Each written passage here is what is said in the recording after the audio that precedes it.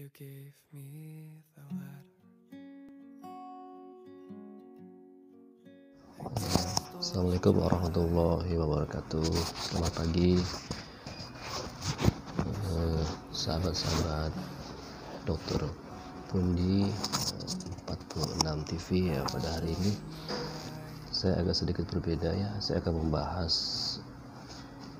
tentang keputusan Menteri Kesehatan ya Republik Indonesia yang nomor HK-01-07-Menkes/413/tahun 2020 tentang pedoman pencegahan dan pengendalian coronavirus disease 2019 atau COVID-19. Ini topik yang menarik ya, karena banyak sekali yang membahas tentang ini, tetapi memang ada satu hal yang memang menjadi sangat-sangat perhatian dari Kementerian Kesehatan ya, bahwa ada perubahan nomenklatur atau perubahan definisi operasional ya dari keputusan menteri ini ya. Jadi keputusan menteri ini dikeluarkan pada tanggal 13 Juli ya 2020, ditetapkan di Jakarta oleh Menkes ya, yang ditandatangani langsung oleh Dr. Terawan ya, dan disahkan di tanggal 13 Juli ya. Lalu tidak lama setelah ini terbit, muncul buku pedoman ya, panduan yang terkait dengan penata laksanaan dan pencegahan dan penelaksanaan COVID-19 yang revisi kelima. Nah, jadi saya akan bahas ada 3 poin yang menjadi perhatian dalam pembahasan ini terkait dengan definisi operasional ya. Baik, saya akan buka ya laptopnya karena ini hal-hal yang memang harus clear karena kita membahas tentang regulasi ya dari Kementerian Kesehatan ya. Saya akan coba membahas terkait dengan hal ini. Yang pertama ya, kita ada istilah di dalam buku pedoman revisi keempat itu muncul istilah ODP ya, orang dalam pemantauan, PDP pasien dalam pengawasan, dan juga OTG orang tanpa gejala. Nah, di dalam buku pedoman revisi kelima yang terbaru setelah terbitnya surat keputusan Menteri Kesehatan ini, maka 3 istilah itu dihapuskan ya. Jadi mengikuti istilah-istilah yang dikeluarkan oleh Badan Kesehatan Dunia atau WHO.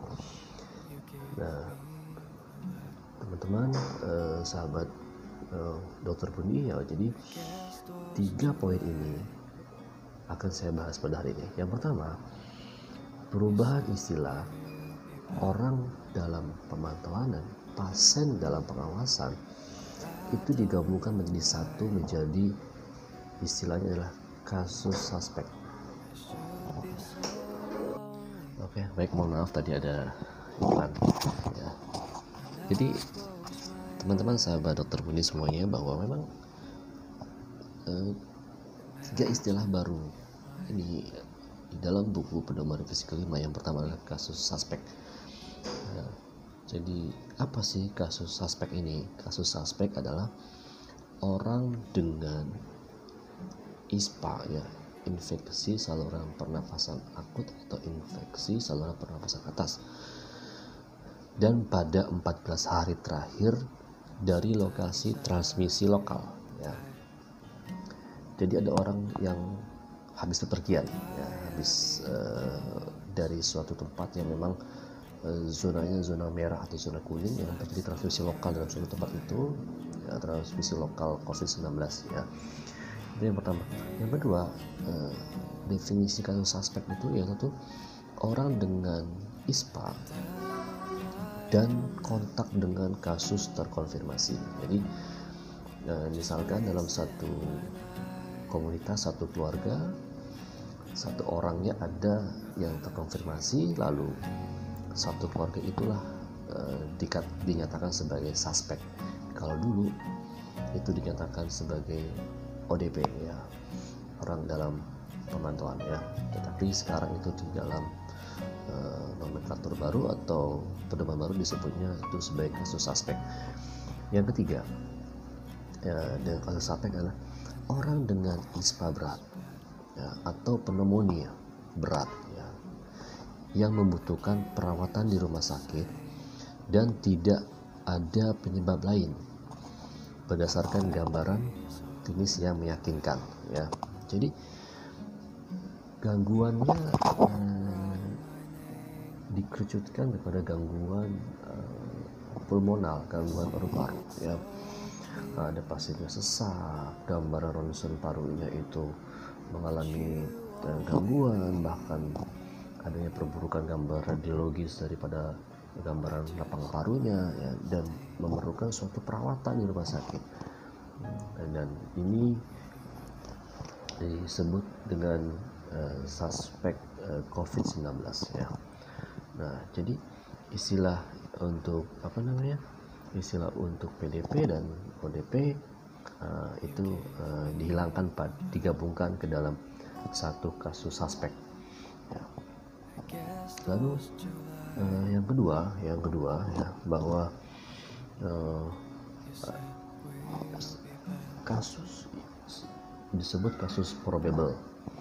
Kasus probable definisinya adalah kasus dengan ISPA, infeksi saluran pernapasan atas atau akut ya, yang berat atau terjadi ARDS ya, acute respiratory distress syndrome. Jadi gangguan paru-paru yang berat ya, pneumonia yang berat, sehingga menyebabkan pasien sesaknya berat ya, atau pasien yang meninggal yang memiliki gambaran klinis yang meyakinkan ya.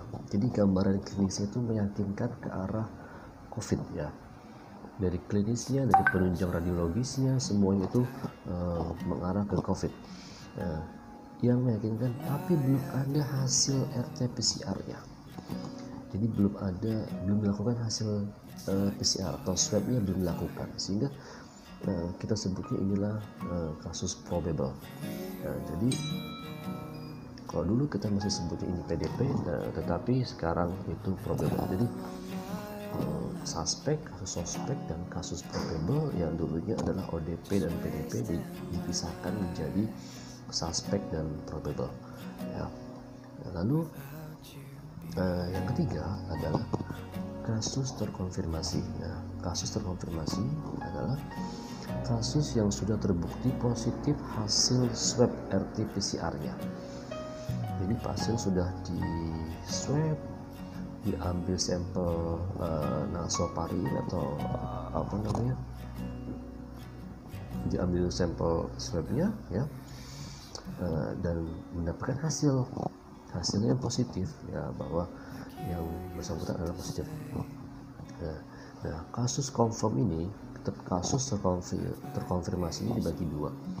Yang pertama adalah dengan gejala, yang kedua atau dengan tanpa gejala. Ya.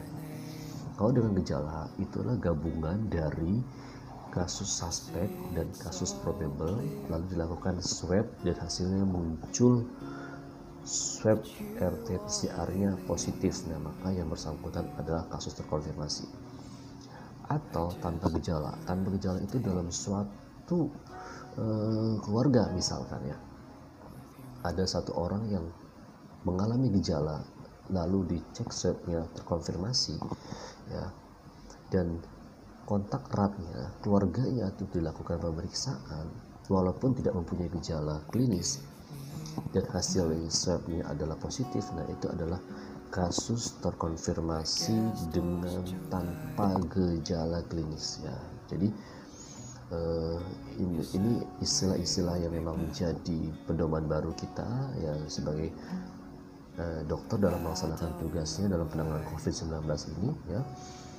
Semoga kita semua diberikan kesehatan ya, atau sahabat-sahabat dokter Budi semua ya. Ini sharing saja ya, agar masyarakat lebih tahu bahwa memang COVID-19 itu ada ya. Nah, tidak jangan anggap tidak ada ya. Saya tidak pakai maskernya ada ya, karena saya ada di lingkungan sendiri ya.